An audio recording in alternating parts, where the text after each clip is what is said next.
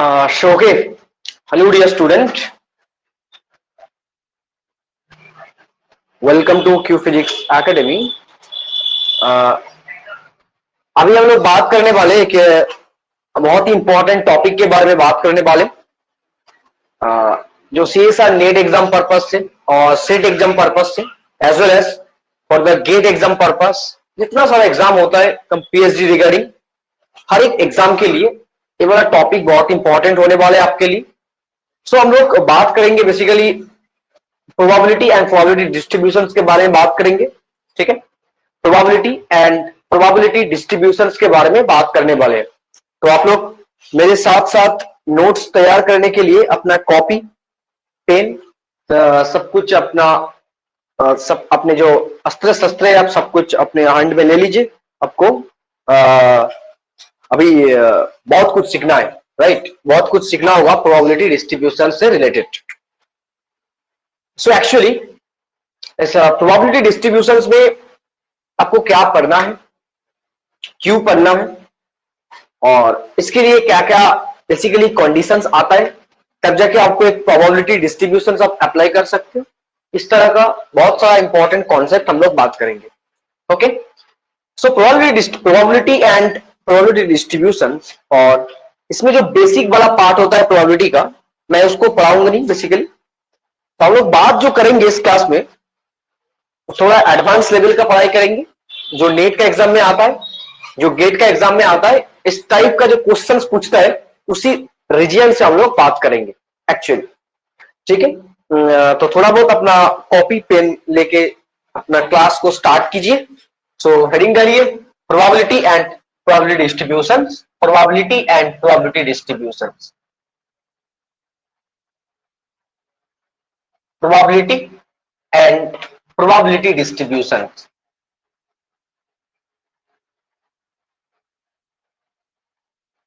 probability and probability distributions, इसके बारे में बात करेंगे थोड़ा बहुत हम लोग। देखिए इस प्रोबेबिलिटी एंड प्रोबेबिलिटी डिस्ट्रीब्यूशंस में हम लोग क्या क्या पढ़ने वाले हैं इसके बारे में फर्स्ट ऑफ ऑल हम लोग सीखेंगे। हम लोग जो पढ़ने वाले हैं कुछ डिस्क्रीट प्रोबेबिलिटी डिस्ट्रीब्यूशंस। इसमें आप मान लीजिए आपके पास टू टाइप का डिस्ट्रीब्यूशंस होता है, इस टू टाइप के डिस्ट्रीब्यूशंस आपको पढ़ना होगा। फर्स्ट ऑफ ऑल आपको पढ़ना है डिस्क्रीट डिस्ट्रीब्यूशंस। आपको पढ़ना है क्या? डिस्क्रीट डिस्ट्रीब्यूशंस आपको पढ़ना है। और आपको क्या पढ़ना है? कंटिन्यूअस डिस्ट्रीब्यूशंस आपको पढ़ना है, राइट? कंटिन्यूअस डिस्ट्रीब्यूशंस आपको पढ़ना है। अभी देखिए जो डिस्क्रीट डिस्ट्रीब्यूशंस है इसके अंदर एक्चुअली टू टाइप का केस आता है। एक आता है बायनोमियल डिस्ट्रीब्यूशंस, एक आता है बायनोमियल डिस्ट्रीब्यूशंस, और सेकेंड वाला पार्ट आता है Poisson's distribution. Poisson's distribution, okay, Poisson's distributions. और कंटिन्यूअस डिस्ट्रीब्यूशंस में आता है, कंटिन्यूअस डिस्ट्रीब्यूशंस में आता है ओनली आता है नॉर्मल डिस्ट्रीब्यूशन। ठीक है, नॉर्मल डिस्ट्रीब्यूशन। तो अभी आपको इसी के बारे में आपको पढ़ना होगा, binomial distributions, Poisson's distribution and normal distributions. हर एक के बारे में आपको जस्ट सीखना है। ठीक है, नॉर्मल डिस्ट्रीब्यूशंस, पॉइजन्स डिस्ट्रीब्यूशंस और बाइनोमियल डिस्ट्रीब्यूशंस हर एक के बारे में आपको पढ़ना होगा। अभी आपको देखना है जो बाइनोमियल डिस्ट्रीब्यूशंस क्या है, पॉइजन डिस्ट्रीब्यूशंस क्या है और नॉर्मल डिस्ट्रीब्यूशंस एक्चुअली क्या है। हर एक चीज हम लोग बात करेंगे वन बाय वन, हर एक चीज हम लोग वन बाय वन बात करेंगे। तो फर्स्ट ऑफ ऑल बात करते हैं हम लोग, बात करते हैं इसमें। देखिए जो डिस्क्रीट डिस्ट्रीब्यूशंस होता है, ठीक है, इस डिस्क्रीट डिस्ट्रीब्यूशन में जो सैंपल स्पेस होगा ऑल आर डिस्क्रीट, राइट? जो सैंपल स्पेस होगा ऑल आर डिस्क्रीट होगा। इसमें लिख के रखिए, sample space are discrete and finite होने वाला है, मतलब काउंटेबल होगा। काउंटेबल होगा। बट जो कंटिन्यूअस डिस्ट्रीब्यूशन फंक्शंस होगा, sample space are discrete but not countable, मतलब इसमें large number of sample space आपको मिलेगा। मान लीजिए इसमें अगर आप एग्जांपल के थ्रू इसको समझोगे ना, आपके पास एक डाइस है और उस डाइस को 5 टाइम्स थ्रो किया, 5 टाइम्स थ्रो किया, तो उसमें आपको सैंपल स्पेस बेसिकली क्या मिलेगा, 6 टू द पावर 5 मिलेगा सैंपल स्पेस, सो काउंटेबल होगा। बट इसमें sample space are not countable, sample space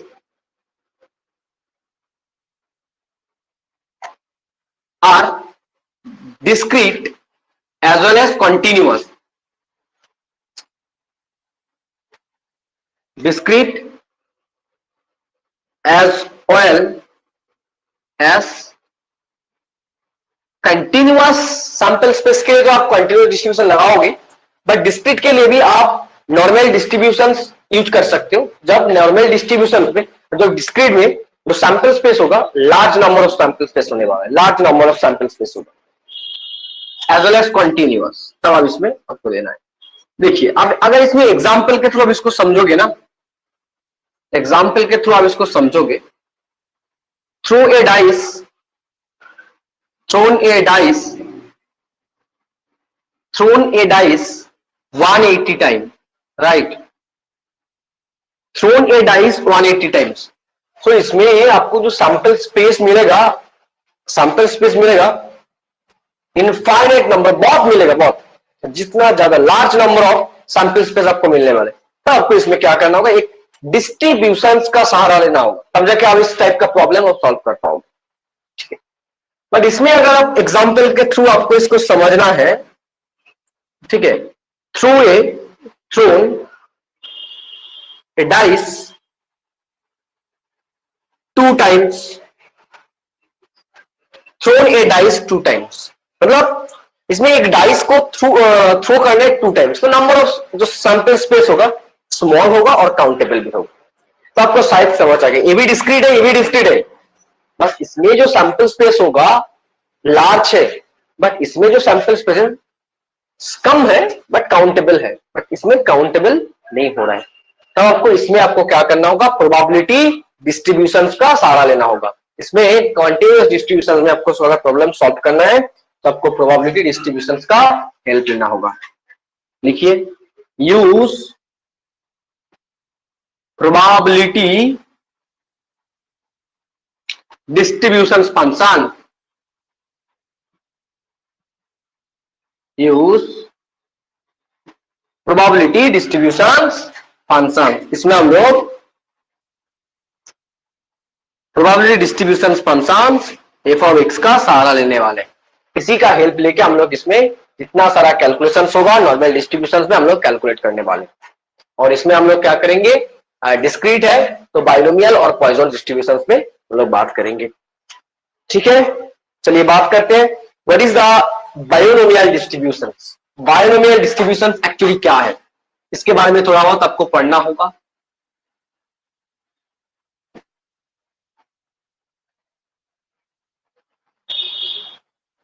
binomial distributions, तो एक्चुअली देखिए जो बाइनोमियल डिस्ट्रीब्यूशंस होता है, ठीक है, बाइनोमियल डिस्ट्रीब्यूशंस होता है, आपने क्या करने वाले इस बाइनोमियल डिस्ट्रीब्यूशन में, आपने एक एक्सपेरिमेंट किया, तो ये do experiment, perform experiment, perform an experiment, ठीक है।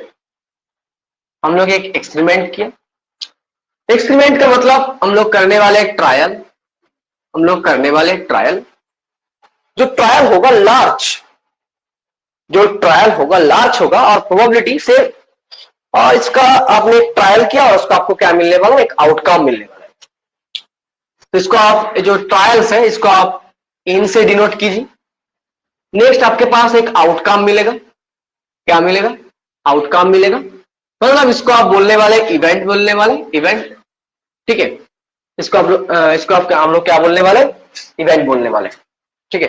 तो एक एक्सपेरिमेंट हम लोगों ने किया, एक्सपेरिमेंट करने के बाद आउटकम मिलेगा, इवेंट मिलेगा, देन आपको उस इवेंट का मिलने का एक प्रोबेबिलिटी भी मिलने वाला है, उस इवेंट का प्रोबेबिलिटी, उस number in number of trial से इन नंबर ऑफ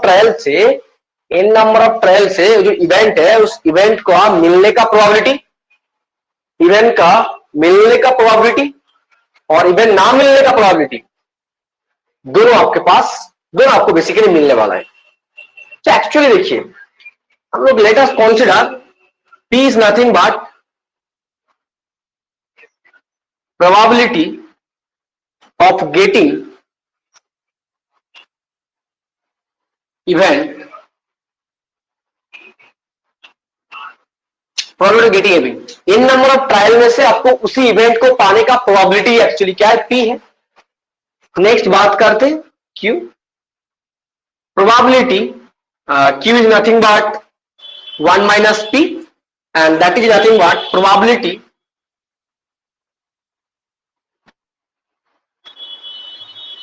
of failure,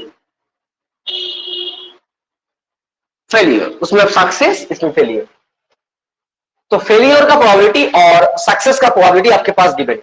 इसमें क्या होता है, if number of trial is large compared to probability of success, large है बट ज्यादा लार्ज नहीं है, बट लार्ज है। Probability of getting that event is small compared to the number of trials। तो कुछ थोड़ा बहुत हम लोग इस एग्जांपल के थ्रू हम लोग समझेंगे इसको, इस n greater than p क्या कॉन्सेप्ट हम लोग समझेंगे। अगर आप n is greater than p मतलब number of trials is greater than p, जो आपको प्रोबेबिलिटी मिलेगा उसी इवेंट का, ठीक है, उसी इवेंट का। मतलब आप एक डाइस को 2 टाइम्स थ्रो किया और आपको बोला हेड मिलने का प्रोबेबिलिटी क्या है, हेड मिलने का प्रोबेबिलिटी क्या है।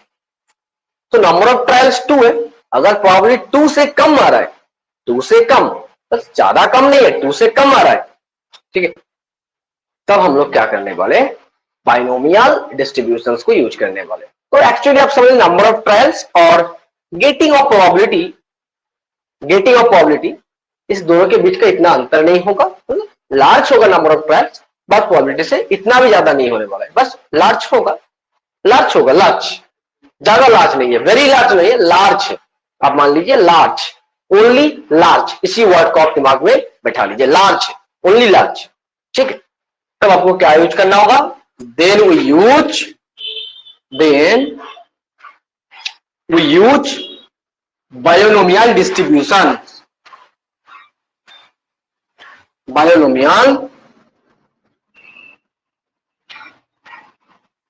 Distributions, okay.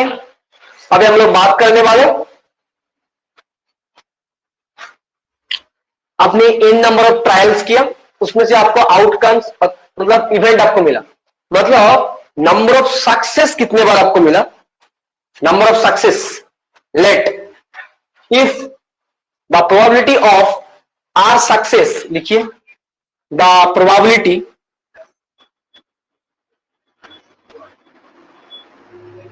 of our success in a series of n trials,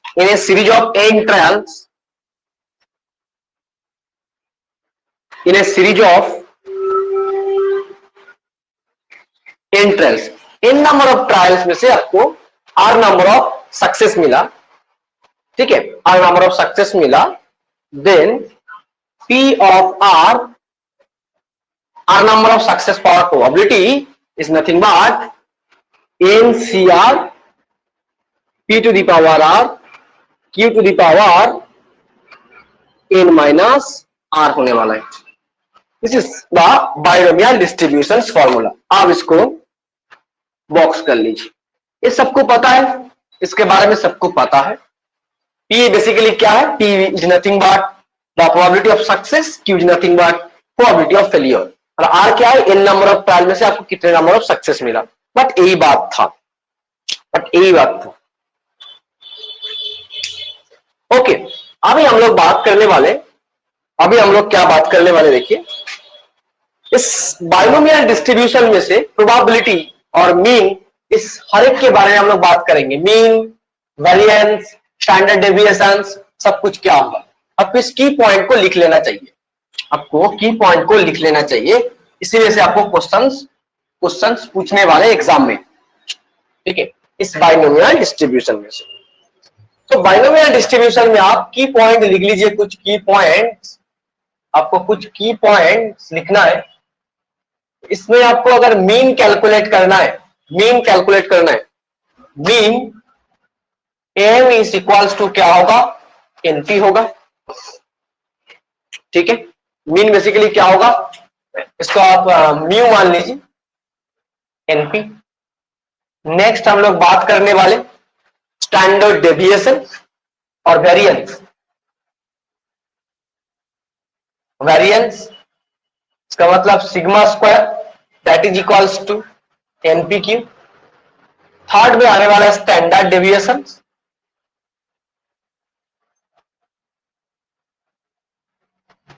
standard deviation that is nothing but NP Q का रूट होने वाला है, standard deviation.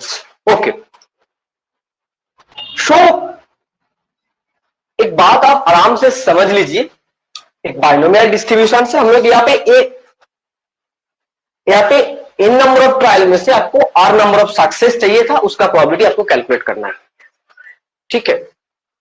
In number of trials में जितना ट्रायल जो काउंटेबल ट्रायल्स है, ट्रायल्स जो है ना काउंटेबल ट्रायल्स है, तो इसके लिए आपको बाइनोमियल डिस्ट्रीब्यूशन आपको यूज करना होगा। एक बात आप यहाँ पे मेंशन कर लीजिए नोट लगा के, इन questions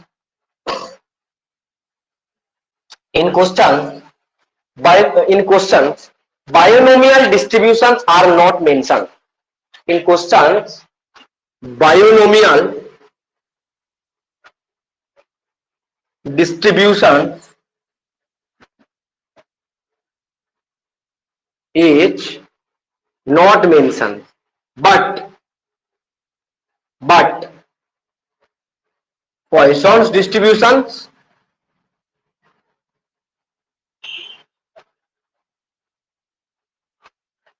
and normal distribution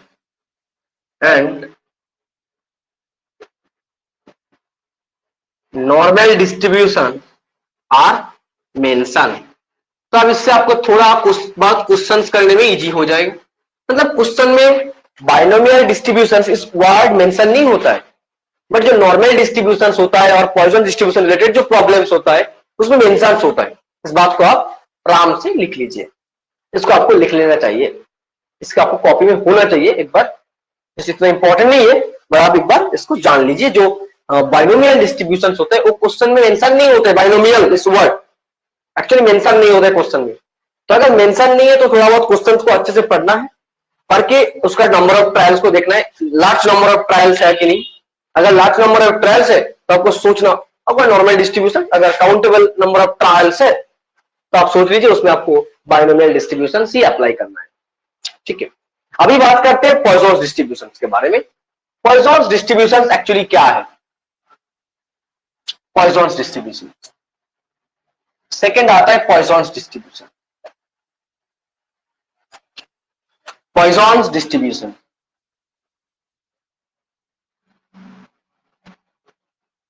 पॉइसन्स distribution actually Poisson's distribution कब मिलता है पता है? जब number of trials is very very greater than P. मतलब क्या है? अब मान लीजिए अभी एक नया एक महामारी हुआ था ना, कोविड का जो सिचुएशन था, उस सिचुएशन में आप देखिए पूरा इंडिया में कोविड अटैक पर्सन, कोविड जो पेशेंट था उसका कोविड पेशेंट बहुत ज्यादा था। मतलब ट्रायल्स, उसको आप ट्रायल्स मान लीजिए, उसका नंबर बहुत ज्यादा था, बट उसमें से रिकवरी होने का जो चांस है वो बहुत कम था। तो आपके पास sample space, number of patient बहुत ज्यादा था। बट रिकवरी पेशेंट का जो नंबर है बहुत कम था। तो उसमें N is very very large, N is very very large compare to the probability. और भी आपको देखना है, एक इलेक्ट्रॉनिक सर्किट ले लीजिए। इलेक्ट्रॉनिक सर्किट में रेजिस्टेंस होता है, उसमें बहुत सारा रेजिस्टेंस होता है। क्वेश्चन आपको पूछा है उसमें से एक रेजिस्टेंस का जो डिफॉल्ट रेजिस्टेंस है उसका प्रोबेबिलिटी कैलकुलेट की। तो आप सोचिए, एक इलेक्ट्रॉनिक सर्किट होता है, उसमें रेजिस्टेंस का जो नंबर है वो तो बहुत ज्यादा होता है, ठीक है। तो आपको क्वेश्चन पूछा है, प्रोबेबिलिटी क्या पूछा है, उस लार्ज नंबर ऑफ रेजिस्टेंस में से आपको एक रेजिस्टेंस का प्रोबेबिलिटी पूछा है, एक रेजिस्टेंस का डिफॉल्ट होने का प्रोबेबिलिटी पूछा है। तो ये भी एक केस हो गया। और एक मान लीजिए आपके पास एक किताब है, जो मेरे पास जो इस आर्किन का किताब है, ठीक है। इस आर्किन का जो किताब है, इस किताब में से आपको इसमें देखिए लगभग देख लीजिए बहुत ज्यादा पेज है, इसमें 1205 पेज है, ठीक है।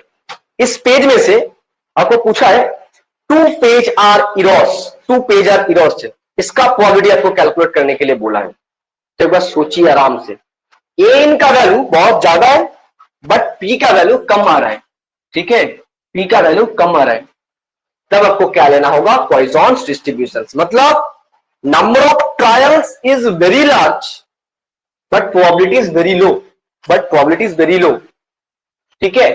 बट बाइनोमियल में क्या था, लार्ज था, नॉट वेरी लार्ज, लार्ज था, ओनली लार्ज था, ठीक है। तो यहाँ पे एक लिमिटिंग केस हम लोग यूज करने वाले हैं। एक्चुअली यहाँ पे हम लोग एक लिमिटिंग केस यूज करने वाले, क्या लिमिटिंग केस यूज करने वाले, n टेंड्स टू इंफिनिटी और p tends to zero.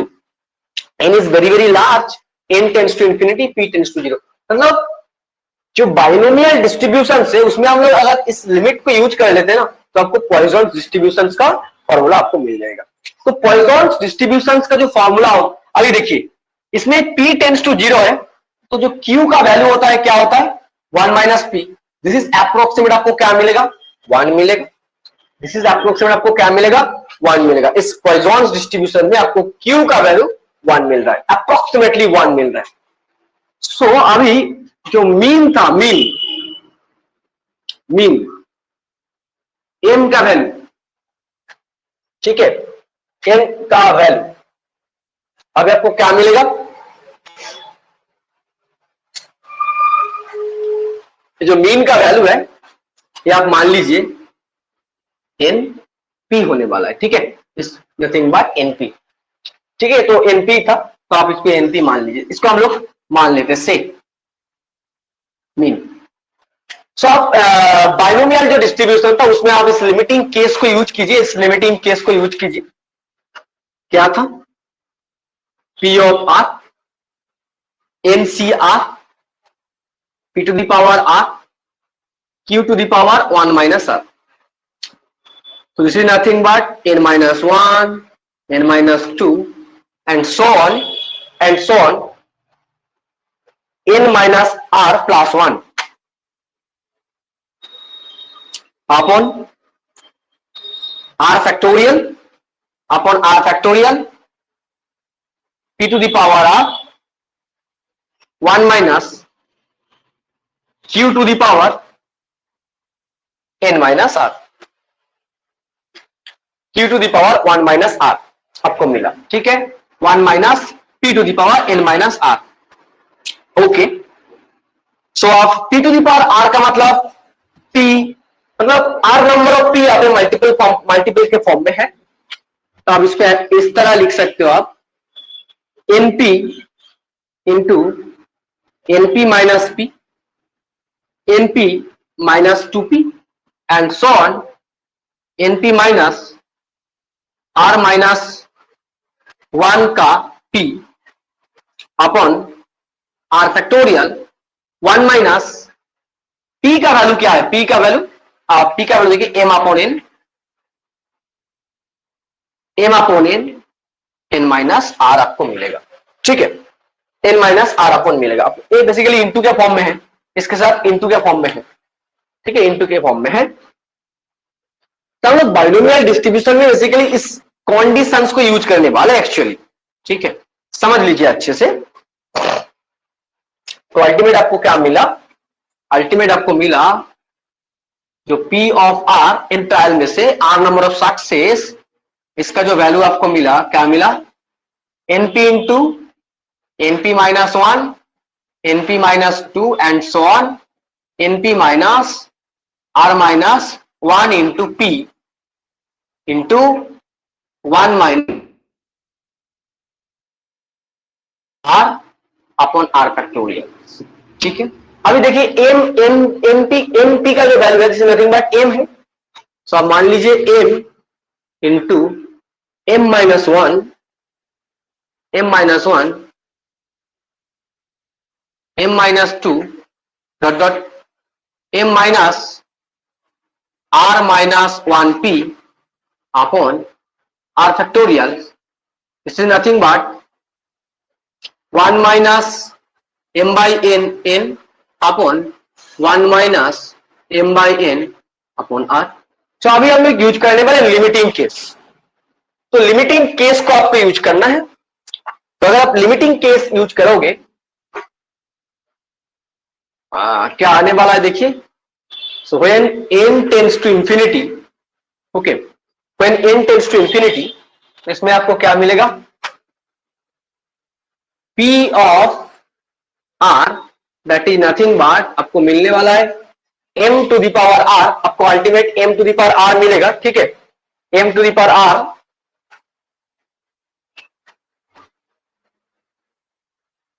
To P और p टेंस टू 0 आपको पुट करना है, ठीक है, n टेंस टू 0 और p टेंस टू 0 भी आपको पुट करना है, ठीक है।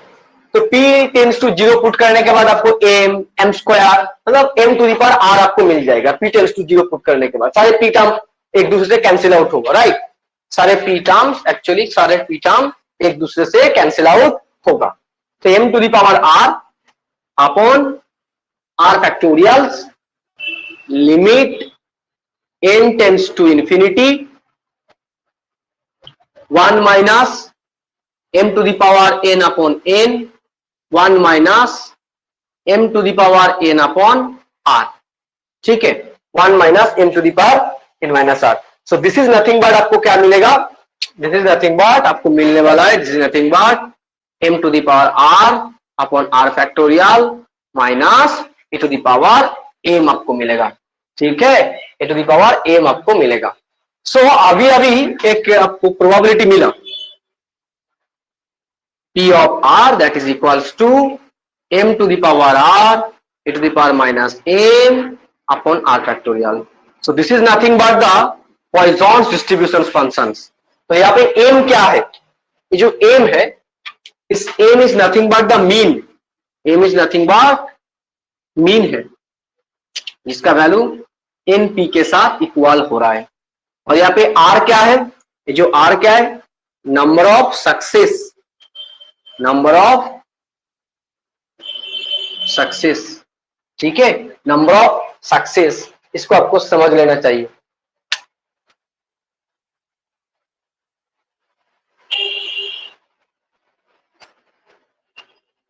ठीक है, सो आर क्या है, नंबर ऑफ सक्सेस है।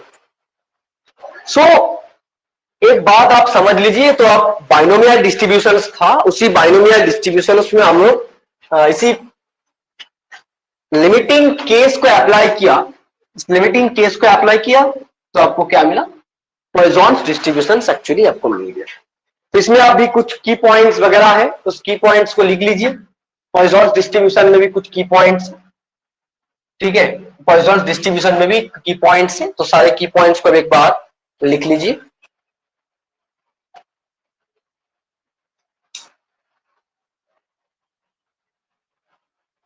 लिखिए इन पॉइसॉन्स डिस्ट्रीब्यूशंस की पॉइंट्स, वेरी वेरी इंपॉर्टेंट, कुछ की पॉइंट्स है, की पॉइंट्स को आपको लिख लेना चाहिए।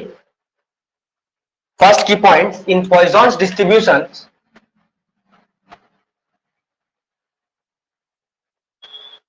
in Poisson's distribution mean equals to variance होता है, ठीक है।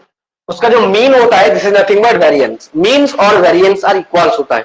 इसको आप बहुत इंपॉर्टेंट पार्ट है, ठीक है।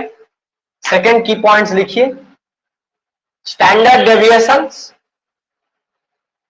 जो स्टैंडर्ड डेविएशंस होगा पॉइजन डिस्ट्रीब्यूशन में that is nothing but root under mean होगा। रूट अंडर क्या होने वाला है, रूट अंडर मीन होने वाला है। सो एक चीज आप आराम से समझिए, एक चीज आप आराम से समझिए, जो पॉइजन डिस्ट्रीब्यूशन होता है उस पॉइजन डिस्ट्रीब्यूशन में, ठीक है, पॉइजन डिस्ट्रीब्यूशन में जो मीन और वेरिएंस है बोथ आर इक्वल्स होगा, बोथ आर इक्वल्स होगा, और जो स्टैंडर्ड डेविएशन है वो बेसिकली मीन और वेरिएंस का अंडर रूट होने वाला है। बट यही बात है, अब इसको आराम से समझ लीजिए। ओके, ठीक है, समझ आ गया, शायद कुछ समझ आ गया। अभी हम लोग बात करने वाले हैं पॉइजन डिस्ट्रीब्यूशन के बारे में, तो थोड़ा बहुत बात किया। अभी हम लोग बात करेंगे नॉर्मल डिस्ट्रीब्यूशंस के बारे में। Normal distributions, okay, normal distributions important है, इसी में से आपको बहुत ज्यादा क्वेश्चन नेट के एग्जाम में पूछता है, बहुत क्वेश्चन पूछता है इस नॉर्मल डिस्ट्रीब्यूशन से। नहीं, ऐसा नहीं है क्वेश्चन हर बार आपको क्वेश्चन मिलेगा इस प्रोबेबिलिटी डिस्ट्रीब्यूशन से, पॉइजन्स, बाइनोमियल्स और नॉर्मल डिस्ट्रीब्यूशंस, इसमें से आपको एक में से एक क्वेश्चन आपको मिलेगा ही मिलेगा, एक क्वेश्चन आपको क्वेश्चन में मिलेगा ही मिलेगा, ये बात एकदम पक्का बात है। हर बार क्वेश्चन आता है इसमें से, ठीक है। अगर आपको इसमें से 5 मार्क्स का क्वेश्चन मिल गया ना तो आपके लिए थोड़ा बहुत बेनिफिट हो गया आपका, राइट। तो इसको आपको पढ़ के जाना, इतना सिंपल टॉपिक है, तो इस सिंपल टॉपिक को आपको पढ़ के छोड़ के जाना नहीं चाहिए। और इसमें इसका जो थ्योरी है, इस थ्योरी इतना भी डिफिकल्ट नहीं है, इस थ्योरी इसको आपको जस्ट समझ लेना है, बस समझ लेना। अभी हम लोग बात करते हैं यूनिफॉर्म डिस्ट्रीब्यूशंस और नॉर्मल डिस्ट्रीब्यूशंस के बारे में। इसको आपको अच्छे से पढ़ना होगा, थोड़ा बहुत टाइम इसमें आपको स्पेंड करना होगा। यूनिफॉर्म डिस्ट्रीब्यूशन, यूनिफॉर्म डिस्ट्रीब्यूशंस, और इसको हम लोग क्या बोलने वाले हैं, नॉर्मल डिस्ट्रीब्यूशंस, ओके। इसी को it is called normal distributions, okay, it is called normal distribution, इसी को हम लोग बोलने वाले नॉर्मल डिस्ट्रीब्यूशंस। सो जो नॉर्मल डिस्ट्रीब्यूशंस होता है और गॉसियन डिस्ट्रीब्यूशंस, और हम लोग इसी को क्या बोलने वाले, गॉसियन डिस्ट्रीब्यूशन, गॉसियन डिस्ट्रीब्यूशंस बोलने वाले। नेक्स्ट नॉर्मल डिस्ट्रीब्यूशन फंक्शन, हम लोग पहले ही बोला था, इस नॉर्मल डिस्ट्रीब्यूशन से हम लोग एक प्रोबेबिलिटी डेंसिटी फंक्शंस का हेल्प लेने वाले, तो इसमें जो प्रोबेबिलिटी डेंसिटी फंक्शंस होगा इसके ऊपर हम लोग बात करते हैं। लिखिए, प्रोबेबिलिटी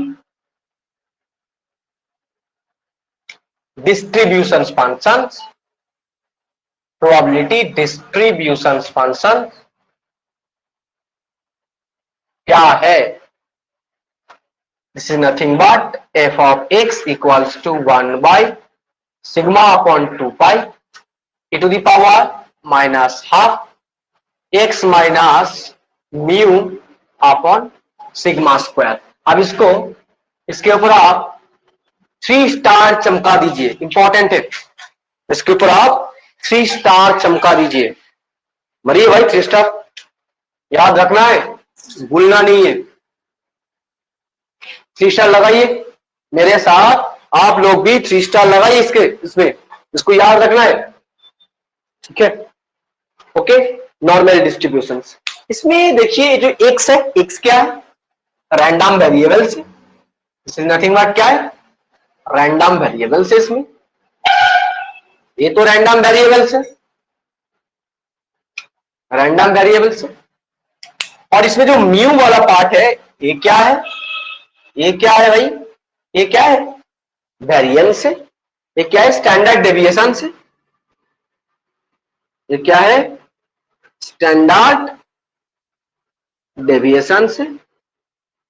और ये जो म्यू वाला पार्ट है, इस म्यू क्या है, mu is nothing but mean है, ये क्या है, मीन है। ओके, मीन ऑफ डिस्ट्रीब्यूशन, इसको आप लिख लीजिए मीन ऑफ डिस्ट्रीब्यूशन। ओके, ये क्या है, मीन ऑफ डिस्ट्रीब्यूशन से, मीन ऑफ डिस्ट्रीब्यूशन से, राइट। अभी हम लोग बात करने वाले, इसको ग्राफिकली थोड़ा बहुत समझेंगे, इसको हम लोग थोड़ा बहुत ग्राफिकली भी समझेंगे। अगर इसका ग्राफ आपको देखना है, ठीक है, इसका अगर ग्राफ के बारे में आपको सोचना है, थोड़ा बहुत सोच के जाना है, थोड़ा बहुत इस ग्राफ को आपको समझना है।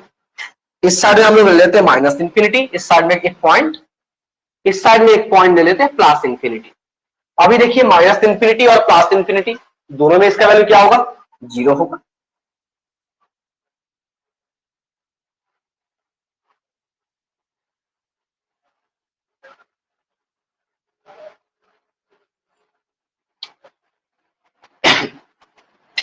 थोड़ा बहुत डॉट के फॉर्म में हम लोगों ने यहाँ पे ड्रॉ किया, ठीक है।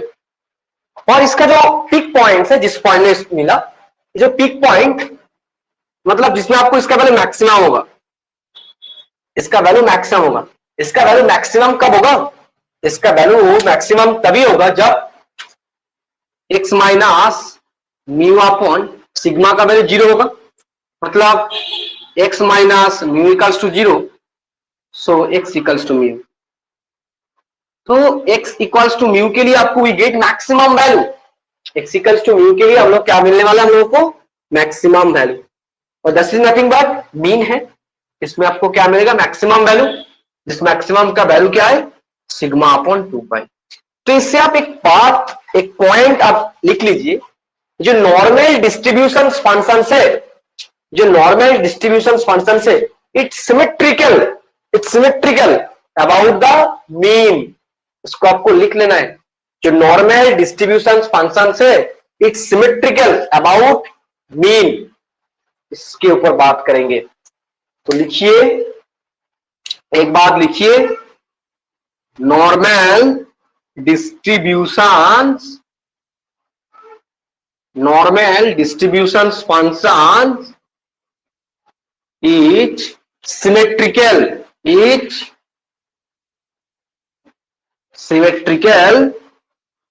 About mean.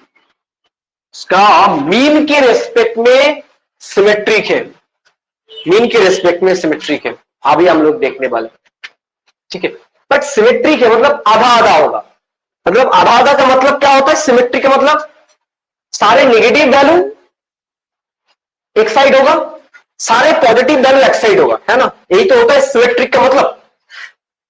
तो सिमेट्रिक अबाउट द मीन, तो मीन के लेफ्ट साइड में सारे नेगेटिव वैल्यू होगा, मीन के राइट साइड में सारे पॉजिटिव वैल्यू होगा। बट इसमें देखिए थोड़ा बहुत,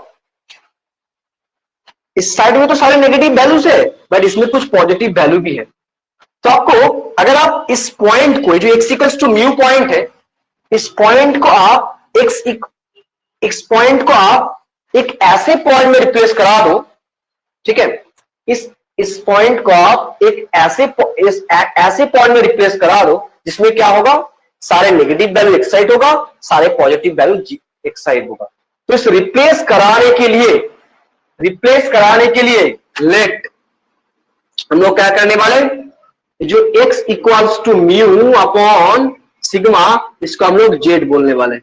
इसका मतलब देखिए, अगर आप इसको z लिख लोगे ना, तो z इक्वल्स टू 0 में आपको मैक्सिमम वैल्यू आ जाएगा। अगर आप इसमें, इसके प्लेस में आप z लिख लो, तो आपको क्या मिलेगा, z इक्वल्स टू 0 में आपको क्या मिलेगा, मैक्सिमम वैल्यू मिलने वाला है, राइट, मैक्सिमम वैल्यू आपको मिलने वाला है।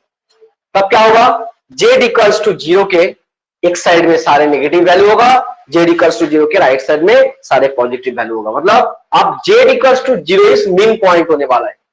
हम लोग अब क्या बोलने वाले, z equals to 0 is mean point, वही तो है, z equals to 0 mean point मतलब x equals to mu mean point हो रहा है, ठीक है। तो इस बात को अच्छे से समझ लीजिए, यहाँ पे लिखा है normal distribution function is symmetric about mean. इसका मतलब उस मीन पॉइंट के एक साइड में सारे नेगेटिव वैल्यू होगा, मीन पॉइंट के हर एक साइड में सारे पॉजिटिव वैल्यू होगा। बट इसमें क्या हो रहा है, एक साइड में पॉजिटिव नेगेटिव मिक्स के फॉर्म में और एक साइड में सारे पॉजिटिव वैल्यू है।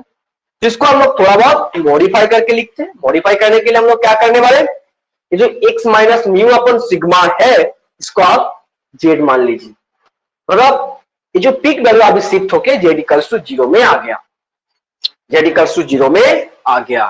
तो अभी जो प्रोबेबिलिटी डिस्ट्रीब्यूशन फंक्शंस आपको मिलेगा that is nothing but f of j 1 upon sigma upon 2 pi A to the power minus z square upon 2, ये हो गया ना।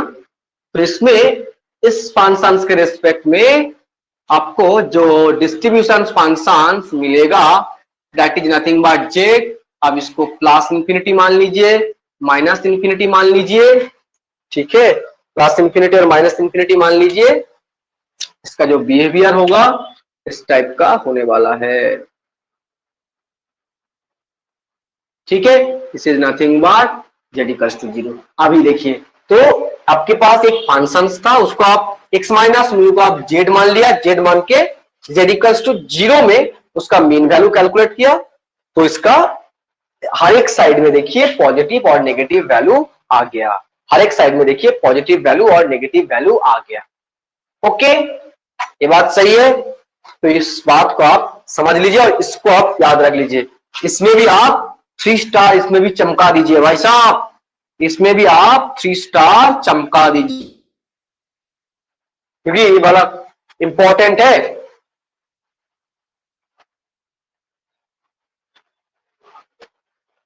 ठीक है, आप इसमें भी 3 स्टार चमका दीजिए, क्योंकि ये वाला इंपॉर्टेंट है, ये भी इंपॉर्टेंट है, ये भी इंपॉर्टेंट है। क्यों मैंने x minus mu equals to x minus mu upon sigma equals to z किया, तो इसीलिए इसको आप सिमेट्रिक दिखाने के लिए, जो डिस्ट्रीब्यूशन फंक्शन है उसको आप सिमेट्रिक दिखाने के लिए मैंने ऐसा किया।